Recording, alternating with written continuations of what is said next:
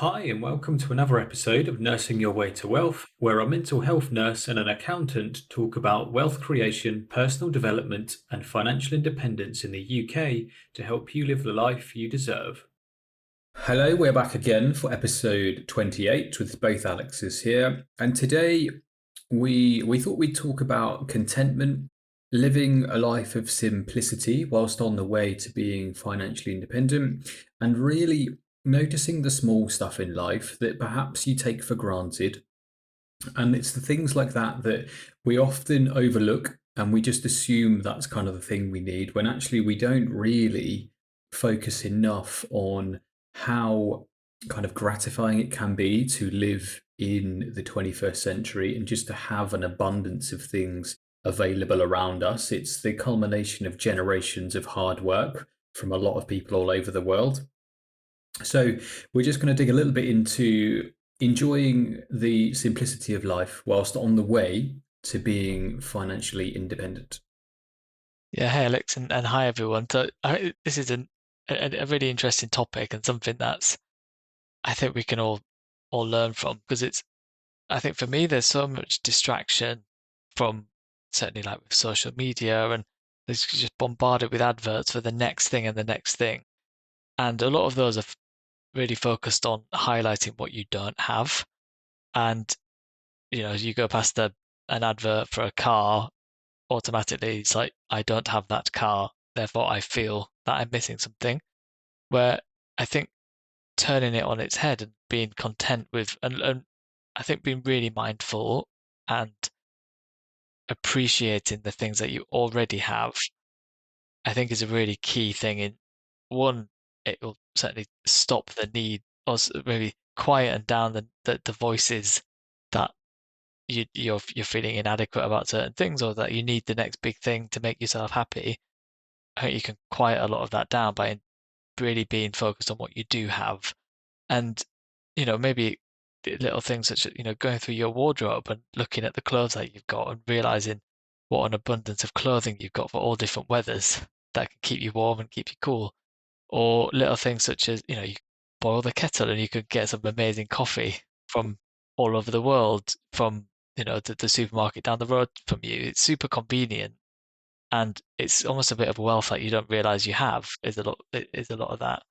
And I think for me, stripping back and getting rid of excess is a really one. It's I think I found it before when I've done it, it's been super kind of cathartic and freeing. But the things that you then are left with, you're really happy with and really content with. So, I mean, periodically I will clear out my wardrobe, cleared out loads of old things since when we moved into our new house from our flat. We just got rid of things that just didn't add any value. But then what we were super content and really happy with the things that we were left over with. And it almost got rid of any need or any desire to be buying things out of want. And I think for me, it created this kind of a when you buy something that you need and it's fulfilling a need, I get a real buzz from that rather than something that's just a desirable item.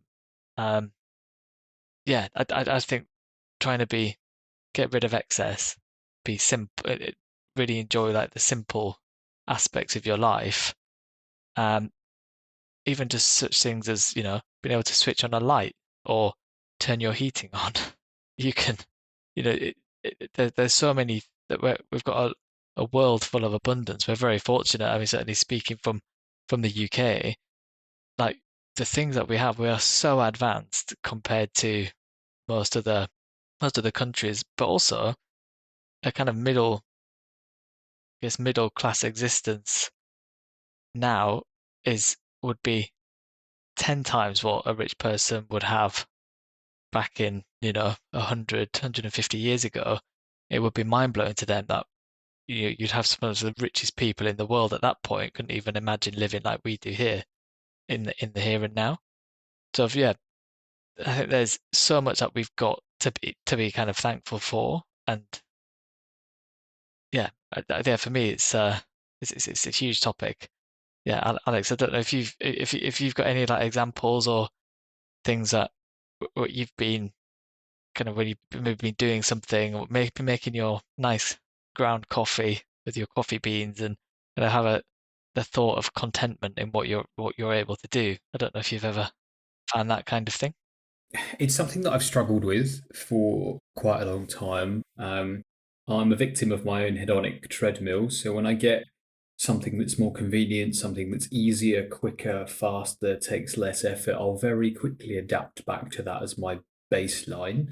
You can basically see, dishwashers and automatic coffee bean grinders fit in this category for sure. And it's something that I try each day to be mindful of, but also be grateful for. So when I look, I make myself an espresso in the morning, kind of 6:30 to 7 a.m., and I look out my windows at our little garden, and I just see like potatoes growing in the ground, and all we've had to do is dig a hole, put a potato in it, and wait. And just that is going to grow itself. And I'm hoping to turn one potato into, I don't know, six potatoes or something like that. And it's just a very low effort thing, but the reward for me at the end is big. And just two other thoughts on what you said. One, you said about flicking a light switch and a bulb kind of coming on to light the place. I mean, at some point that would have been a candle, or a match, or some other kind of gas or kerosene lamp. But recently, I've read a book about materials of the world. It's called Material World by a chap called Ed Conway. And the first chapter is all about sand. And he talks about different grades and types of sand. And the sand you need to make glass is got a high level of silica in it, which makes it purer and makes the glass see through. And you can tell that by, if you ever try to look through the glass of a beer bottle, it's very different to looking at a bulb. So one of the glass is higher quality and clearer, and one of them is not. And this particular sand you need to make this glass has come from very particular places in the world, and then it's basically it's mined. It's kind of filtered for shape and size. It's moved to wherever you need it to be. It's heated to hundreds and hundreds of degrees, formed into a bulb. There's an electric filament put in it, and the wiring associated to take an electric current. For you to come into your living room or house, flick a switch, and bam, there's, I don't know, 60 watts of light or 100 watts of light at the flick of a switch. And it's something that I think most people in the current, well, most people alive today will just take for absolute granted, because that's probably the way it's always been.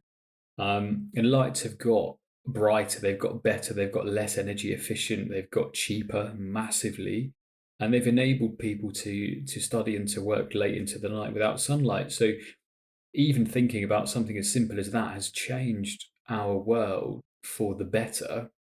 And originally, that's come from kind of firelight, and we're burning raw materials such as wood or coal, and eventually developed into like a kerosene lamp.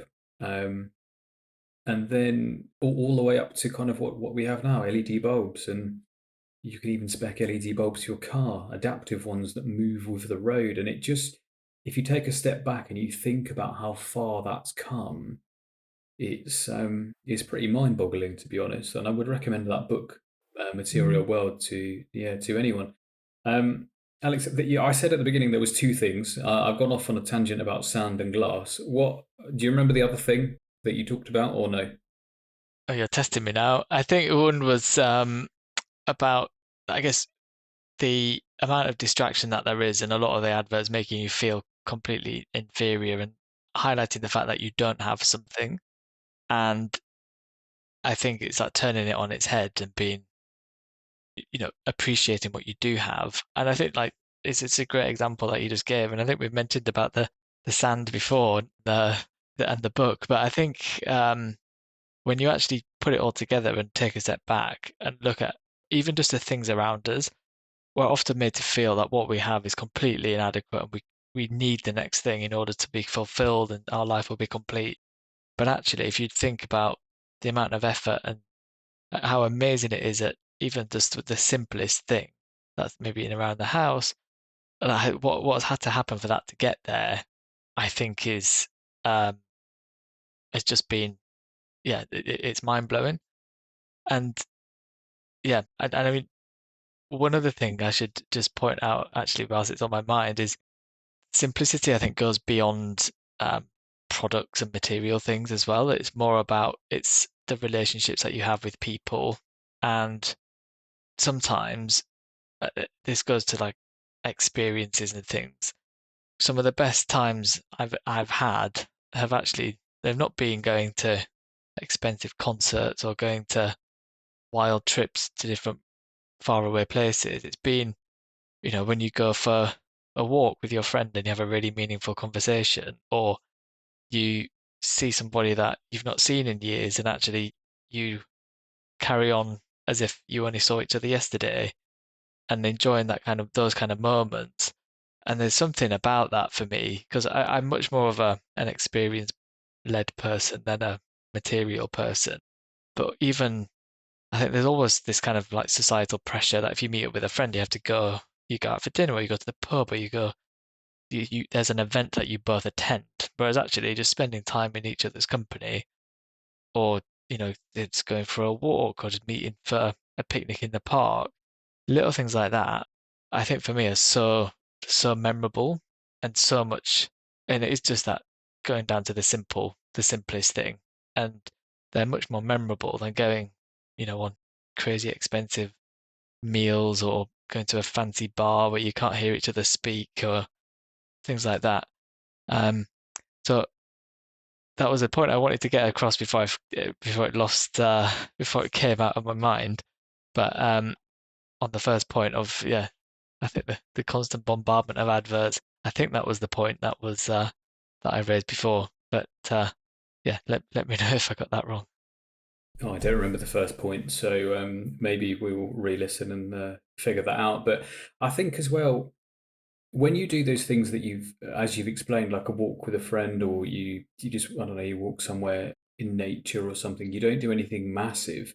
It allows your mind, I think, to relax and wander, and I think that's in the modern kind of Western world, we're so used to everything's now, quick, quick, quick. It's full of stress, it's full of speed, and it's full of no, not amphetamines, just people moving quickly, and it's full of kind of there's no lag, there's no delay, there's no loss in productivity, and I think just back to basics of allowing your mind to rest for a short period will kind of just do wonders for your mental health and just your well-being in general. Another thing that I was just thought about, and another example is something like coffee that I love, and regular listeners will know that. So this afternoon, we're recording, well, this evening, we're recording this later than usual in the evening because I went to see a friend of mine who's a local coffee roaster here, just to pick up a bag and a half of beans from him. And I think about it, they're grown all over the world, well, all over the world between the tropics in the warm climate. So there's no growing coffee beans in England without massive cost and greenhouses and stuff.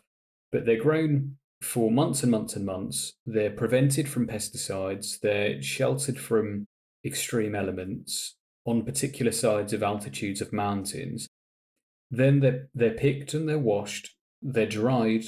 They're packaged and shipped, roasted somewhere else in the country you buy them in, repackaged again and airtight sealed, and posted to you, all for £7 a bag, which is incredible when you think about the journey that those beans that I'll tip in my grinder and make into an espresso have been on, and how many people have worked on it, and really how cheap moving and shipping and moving objects around is. So even with the massive increase in like fuel cost, like diesel and petrol and stuff for ships and vans and trucks and things, it's still really, really cheap. I mean, take fuel, petrol, diesel for another example. A lot of that comes from like crude oil from, I don't know, Dubai or something, from the Goa oil fields.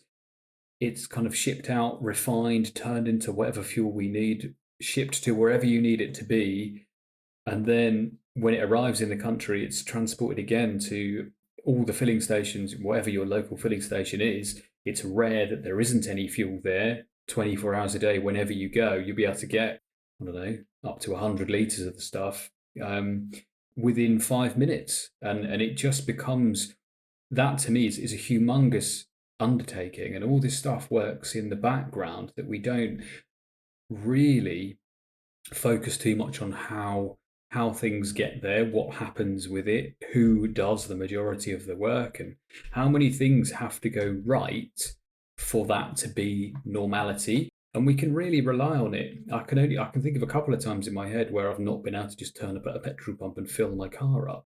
But for all of those things to happen, it's kind of mind-boggling when you think about it. And we live in a world of abundance in the West. Life is much easier than perhaps it used to be. And I mean, some more examples. You can fly across the world in less than a day or just more than a day. We can cure illnesses in health now that would have killed people before. Antibiotics are curing infections that would have ended lives a couple of hundred years ago. And we just seem to think that's entirely normal because we're accustomed to it, and those kind of things are available to us for what I think is not a humongous cost. And if you really kind of think deeply about those things, it's I mean, take antibiotics, which is more of my bag. Those anti kind of biotic agents come originally from chemicals in soil.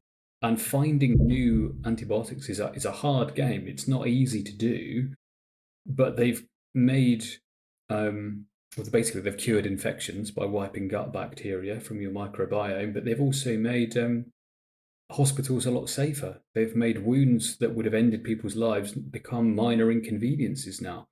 And it just, yeah, it boggles my mind, Alex, when I think about it. So I think, again, I've gone off on a bit of a tangent, but just taking a moment to think about the gravity of those things, I think can really help A, relieve some stress in the moment, and B, reframe what could be considered to be like annoyances in everyday life that but actually is not going to impact you next week. So it really, really shouldn't impact you so much right now.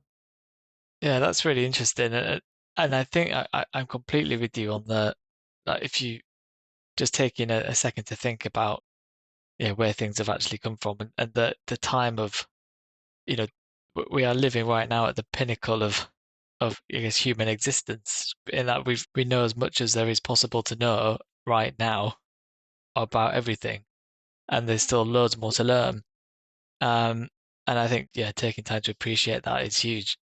But one thing which I picked up on, which I think is also really relevant, is the like the peace of mind, that thing, like by not having distraction when you talked about going out in nature. And I think when you look at if you apply kind of some of the principles of maybe not necessarily minimalism, but there's a really cool phrase in Swedish. It's like a concept called lagom, which is all about having. I think it translates roughly as not too much, not too little, just the right amount. And it's that the whole idea is it's like you're in a nice balance, and that applies to. It's kind of used as a way to. It's like a decluttering mantra. And I think if you kind of take one of those kind of mindsets to your possession, to your life, even things like if you've got old bank accounts that you don't use, or old credit cards that you're still open but are not used, like closing some of them down, closing down subscriptions, and even getting rid of things from your house that don't serve a purpose. I always remember, and I don't advocate that I'm a poster boy of that principle, but I like to try and embed that both me and my partner into everything that we do. But I remember we had some lodgers that we had room we rent out, and they came down and as I was showing them the kitchen, they said, "Oh, I can't believe it! You've only got like one knife, like a chopping knife." And I just thought, well, yeah, because you only need one knife, so it's a chef's knife, so it's super versatile, but you don't need more than one because you've got that one. Um, and it was almost this like You've only got one pair of hands. very true. Yes, so you don't need yeah a set of 10 knives. So yeah, it was just and it was like we just have what we need in our life. And I think as a consequence of that, there isn't just all this clutter around that causes you just to be distracted and it's taking up space in your mind, which is very it's very valuable space, and you need that to, perform at your best. And you don't want to be having clutter and mess and things just around which aren't doing anything for you. And so I think they're kind of taking that concept of the simple walk in nature being very calming on your mind and bringing that into your home, I think is really powerful. And I think once you're then content with the things that you have, you don't have that nagging voice in your head that thinks like, oh, I need to go out and buy this and buy that and buy this. And as a consequence, you naturally just save, you become a saver as opposed to a spender because you've quieted down a lot of that noise because you're super focused and content with what you have. So yeah, that was my 2 cents on the quieting of the mind with focusing on simplicity and focusing what you do have and not what you don't have. I think it's a very valid point, and I really like the term that people are searching not for peace of mind, but they're actually searching for peace from mind, and that's your mind and your thoughts are the things you can't kind of switch off unless you're asleep, and then you're likely dreaming and laying down new memories, etc., and stuff that you've learned from the day is being processed, etc. And it's just if you can take a bit of time out of the day, and I know everyone's busy and everyone's got like hectic lives and things, but that's where this balance between the mental and the physical really comes in. And you mentioned about what we've always said, like walking in nature, because of this, there's health benefits obviously to physical exercise, but walking amongst kind of trees or forests or woodland or by water, it does have these abilities to reduce rates of depression or feelings of that. Also reduces stress and anxiety reduction as well, and those come from a World Health Organization report from 2022, where just simply walking amongst greenery, it's got a higher oxygen level anyway, and just being kind of, I think, a combination of being somewhere peaceful and green, we're naturally absorbed to those places as well, and it really reduces the mental strain, and some of that's that we impose on ourselves, some of it we perceive, some of it is 100% real, and anything you can do to reduce those negative symptoms, I would say, is a useful thing. And another thing, Alex, I've been doing on and off, that I had the idea of a friend of mine, Will, said to me that he writes a gratitude journal every day between him and his partner, and they just jot down three things between them that they're grateful for. And it can be something simple like spending some quality time with a friend of theirs by, I don't know, not getting caught in the rain on the walk home, just having a help from a colleague or being able to help someone else, all invokes feelings of gratitude. And they both said they felt a lot better after doing that for kind of a couple of weeks. So, yeah, gratitude journals are really helpful, and kind of getting your thoughts out on paper as well helps remove them from the kind of your mind, really, the active thinking part of your mind. So, I don't know, have you ever done a gratitude practice or journal? It's interesting you say that. So, um, my so obviously my partner's going through chemotherapy for her for breast cancer, and they're not very pleasant places to go when we go to the ward and get treatment. And it's a very, difficult situation that we're in. But we've started to, whilst we're there, come up with ten reasons why it was like a good day. And so that could be from little things such as um, it was a really easy car journey, or we got, everybody was smiling when we went into the ward, or it's things like that. And so we'll talk through that, and then we'll think of that separately throughout the day, and then on the way back in the car, we'll discuss that.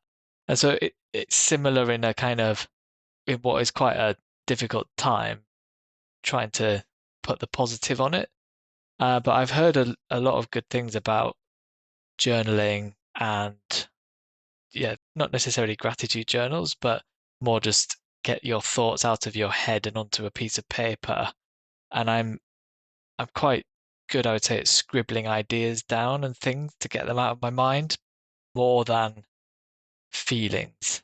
And perhaps that's something I would find beneficial. But it's not something I do like religiously at all.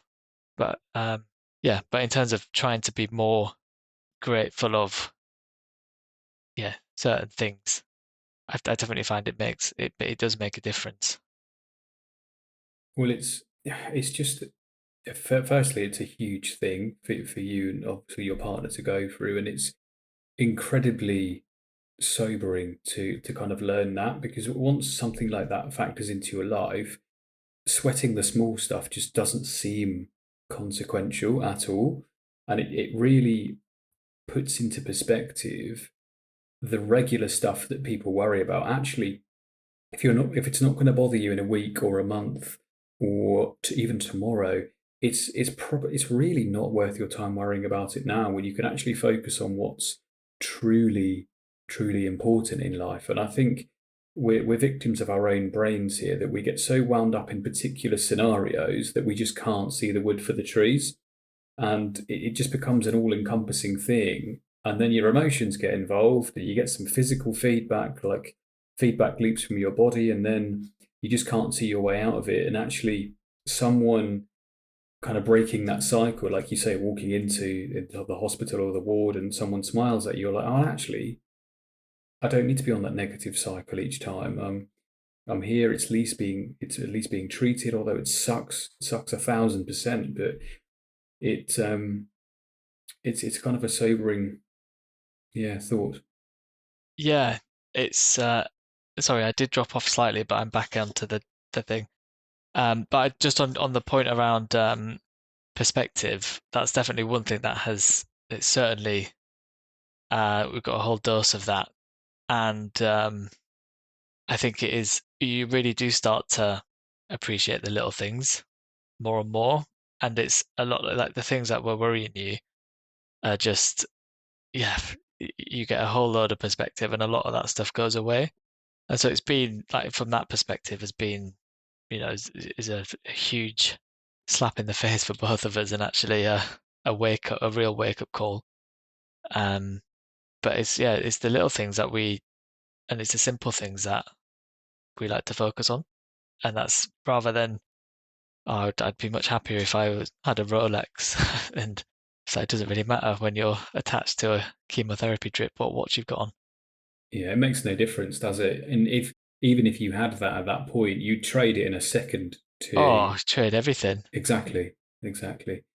It's huge, and it's a big old kind of thing for you to discuss, and it's just a real life affirming kind of situation, isn't it? That what you previously thought mattered, and we've talked a lot here about getting particular returns and fees and investing in X, Y, and Z and la da da pensions, etc. When actually time is our only non-renewable asset, and when something like this enters life, or the life of someone that you love and hold dearly, that kind of numbers and stuff, it kind of fades away, and you then refocus on what's truly important. And you maybe, and correct me if I'm wrong here, you have this moment of realization of actually, this is what's the most important thing, and what can we be doing with each day that we have. So I wish her well, obviously, with all the treatment, and if I can help in any way, just shout and I'll make it happen if I can do it. Yeah, no, I appreciate that. But yeah, I mean, hopefully the treatment is going as well as it can do, I think. So, and we're positive of what the outcome will be. So it's just a very long road. Um, but yeah, it just underlines that thing of, oh, it doesn't really matter about the latest electric car or if you've got, the latest iPhone or whatever. It's Whether your dishwasher finishes in an hour or an hour and a whether it half, does, it just yeah, it just makes it's no difference. absolutely. So it's yeah, and I think it's a helpful reminder of what isn't important. Um, but yeah, well, that was from the gratitude from the gratitude journal. Yeah, so you never know how these things will go. I mean, to the listeners out here, Alex and I, we have broad ideas for what we're going to talk about.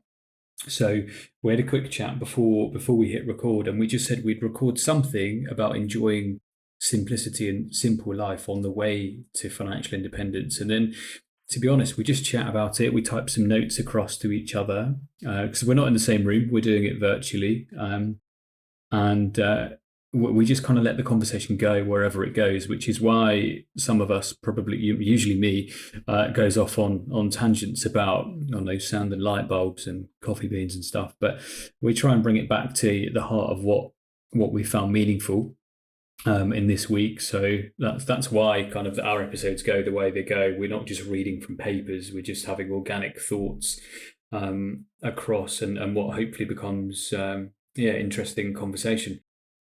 Alex, is there anything else you can think about or you want to mention about kind of simplicity and Yeah, I've got one comment on the simplicity thing, and I have a fun fact which a snippet from a book that I read. But yeah, just on the point of spending time in nature, I think I've heard of a practice recently, and I think it's in Japan. It's quite popular, called forest bathing, and it's where people go out into the forest and will spend a few hours really focusing on being like, look at they'll lay on the forest floor and they'll touch the trees and look up at the canopy and focus and enjoy and and breathe in the forest air. And apparently it's a really good way of calming anxiety and kind of helping depression. um, and that's very popular in Japan. So that was my last thing. I just wanted to add to some of the points that you were making. Um, and then my book fact, or my this is more on the topic of investing and more of the core to the financial independence movement, but it's talking about investing and timing the market and trying to play the dip in and out of the stock market. And the I'm just going to read verbatim. So it's attempting to time the market or waiting for the perfect moment can significantly hinder long-term investment gains. According to a study by Fidelity Investments, investors who remained fully invested in the S&P 500 from 1980 to 2019 experienced an average annual return of approximately 8%. However, those who missed just the 10 best trading days during that period saw their average annual return drop to around 4.5%. So, bit of a completely off topic to what we were talking about with simplicity. Or maybe it's not. Maybe the simple thing is to buy and hold and regularly invest rather than trying to dip in and out of the market. But it's quite I didn't fully appreciate how important those just a few days are within the stock market to actually get to make sure you're maximizing your returns. So those are my last two fun facts. Don't know if you have thoughts on those. I do. I like it. I certainly don't want to be timing the market to make sure I'm in for those 10 particular days. So that sounds, I mean, what is it, 10 days over, was it 19 something to what? So yeah, from 1980 to 2019. So yeah, nearly 40 years.